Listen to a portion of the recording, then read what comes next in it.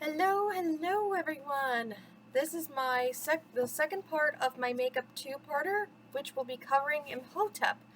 Now, Imhotep is a very curious addition among the ancient Egyptian pantheon because he was once a human, just like you and me, but was so well liked, and his contributions were so great, including developing the step pyramid and a lot of other things that he ascended into the god's earthly plane.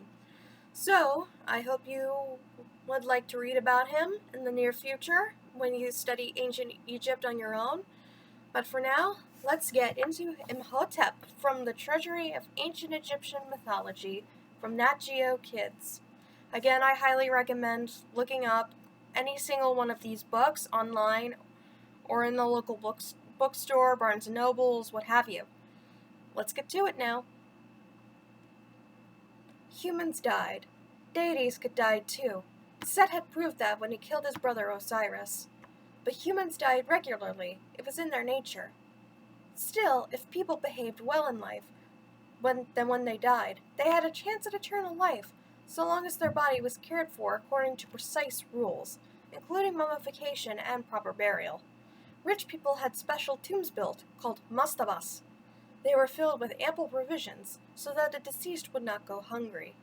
The pharaoh, the chief ruler of all Egypt, had the greatest stake in making sure his body was cared for, since after death he had merged with the god, and lived on forever with all of the powers a god had. The goddess Heket, one of the wives of Kudim, helped pharaohs after death by showing them the way up to the sky. And so the pharaohs began building tombs that befitted God. Their mastabas were underground, with a maze of tunnels leading to a central granite-lined chamber to hold the deceased's body. Off this room were galleries with storerooms, all of them beautifully decorated with glazed blue tiles. The facades of the mastabas were made of brick and mud. The pharaohs erected tall stelae, great pointed columns, outside their tombs, with suitable carvings, typically falcons.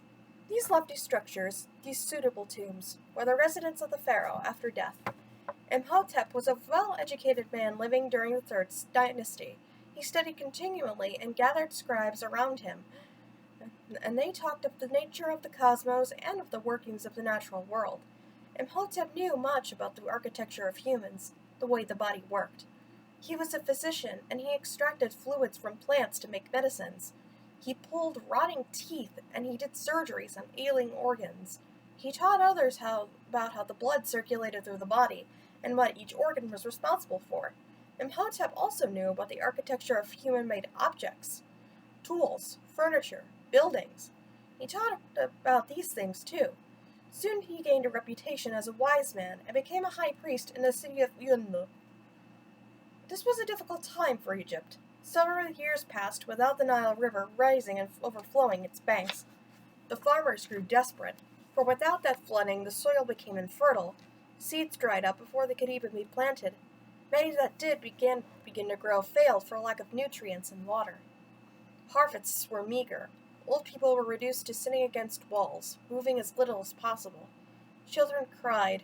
Young adults staggered with hunger, trying to carry on. Never was the vulnerability and fragility of life more starkly evident.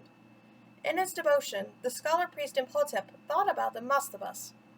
He thought about the passing of time, the effects of winds and rains, and he worried. The brick and mud of the mastabas were hardened by the flaming Egyptian sun, but brick and mud were simply brick and mud. They crumble eventually. What good was a pharaoh's tomb that wouldn't last forever? So Imhotep counseled the pharaoh Netertiket, more commonly known as Djoser, to build a new type of tomb, made of mastabas stacked one on top of the other, each one a little smaller than the one below it, so that they rose up in steps. The trick to it all was that the building blocks would be stone. After all, limestone was abundant in Lower Egypt, especially near the coast. It would be possible to quarry limestone close by the capital of Nebhet and build a stone tomb, the step pyramid, in the necropolis, or the cemetery of tombs in nearby Saqqara. And limestone was white. When polished, it would catch the glint of the sun, and thus people would be able to see the glory of the towering pyramid from far away.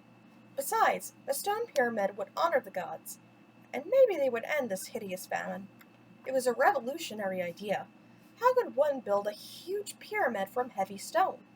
What would keep it from crashing through simply because of the weight? Imhotep began with the normal mastaba, a granite-lined chamber surrounded by rooms of brick and mud. He encased that inside a four-stepped pyramid, each a layer of limestone, then finally heightened it to 6 steps. Indeed, people traveling to the capital city could see the pyramid when they were still several days' travel away. The taller these step pyramids grew, the more they seemed like stairs leading to the heavens. The various family lines of pharaohs, the dynasties, felt confident of a royal hereafter, and these step pyramids paved the way for the smooth-sided pyramids that the whole world became familiar with. The feat of building the step pyramids was so remarkable that Imhotep's name became sacred throughout the land, and nearly 2,000 years later, he was recognized as a god, the god of medicine and architecture. In so many ways, Imhotep embodied the best of ancient Egypt's sensibilities, interest in the divine combined with attention to the needs of the body, mind, and spirit on earth. Well, isn't he a fascinating character? Well, this concludes my little two-parter for both last week's and, this week rather, and last week's stories that I missed. Thank you so much for tuning in with me and bearing with me. Until then, see you next week.